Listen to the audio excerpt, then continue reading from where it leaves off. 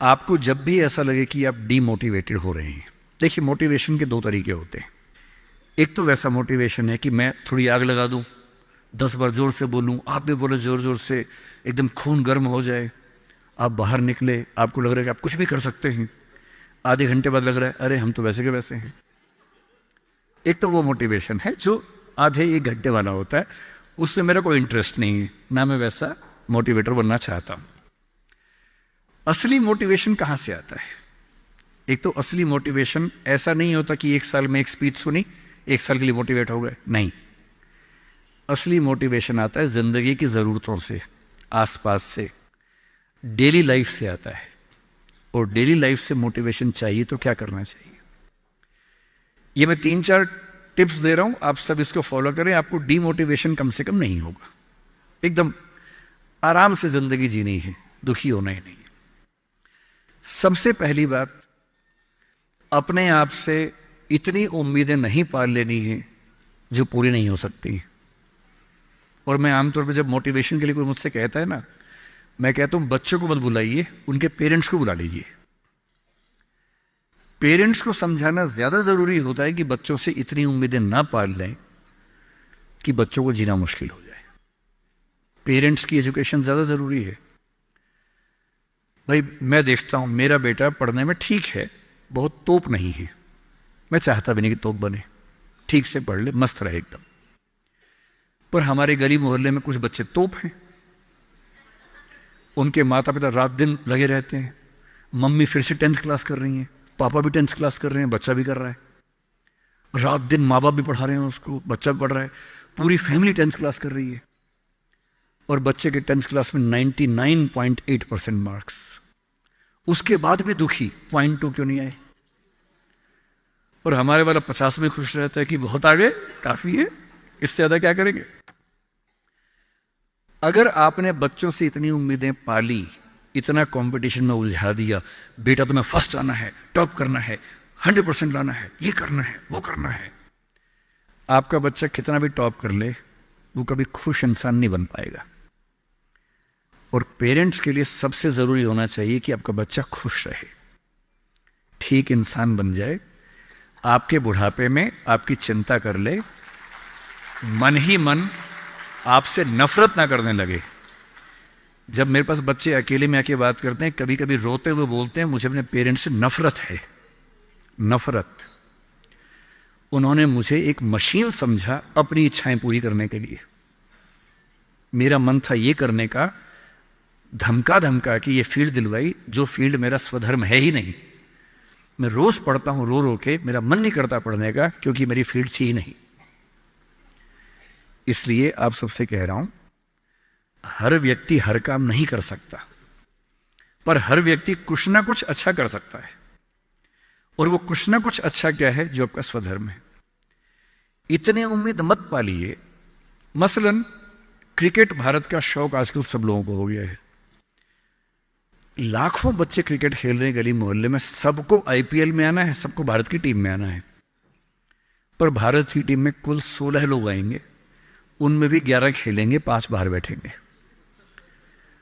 और लाखों लोग क्रिकेट खेल रहे हैं, रात दिन की टीम में आना है। ध्यान रखना है, आप जो भी रास्ता चुनेंगे उसमें सफल होने से ज्यादा संभावना विफल होने की है। इसलिए तैयारी करते हुए इस चीज की भी तैयारी करनी है कि नहीं हुआ तो क्या होगा।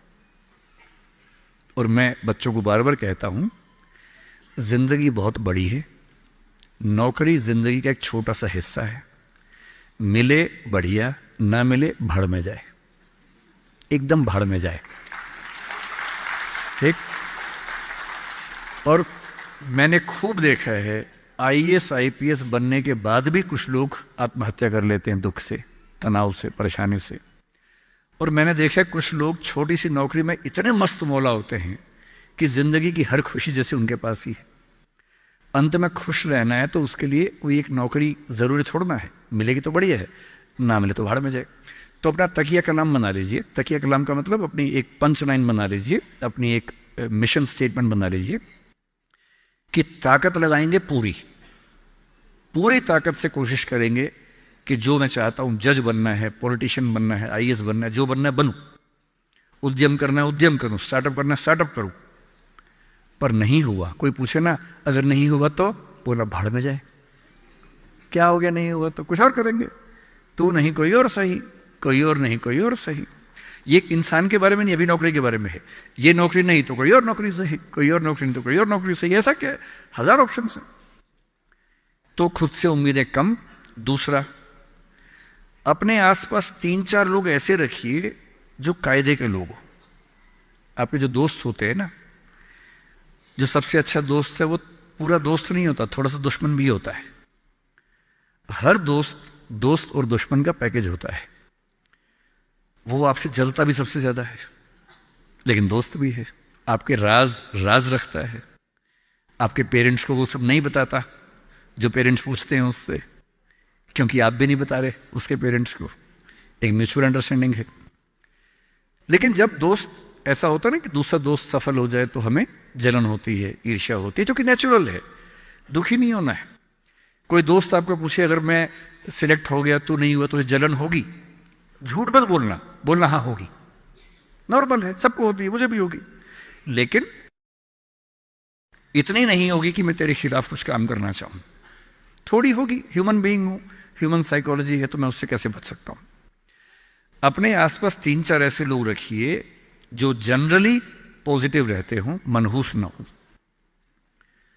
यह दुनिया मनहूस लोगों से भरी हुई है।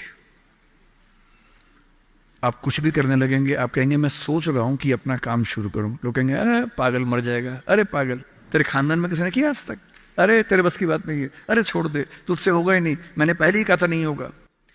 इन मनहूसों से दूर रहिए।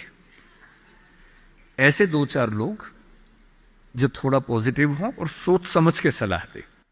जैसे आप कहें कि मैं सोच रहा हूं कि मैं आईएएस की तैयारी कर लूं, आपका दोस्त कहेगी देख भाई मैं तेरे साथ हूं, सपोर्ट करूंगा, लेकिन ये 3-4 बातें हैं, पहले सोच लो, इन बातों पे अगर ठीक लगे तो आगे बढ़ो, क्योंकि लंबी स्ट्रगल है।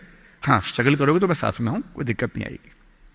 तीसरा, छोटे छोटे टारगेट्स, छोटा छोटा कंपटीशन जीवन में रखिए।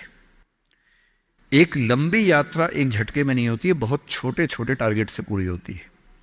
जैसे मैं रोज 8 घंटे पढ़ूंगा, आज मुझे इतना सिलेबस कर लेना है, उतना कर लीजिए। एक टाइम टेबल बना लीजिए। टाइम टेबल हमेशा पूरा नहीं होता है, वीक में 5 दिन पूरा हो जाए सही है, 2 दिन नहीं होगा।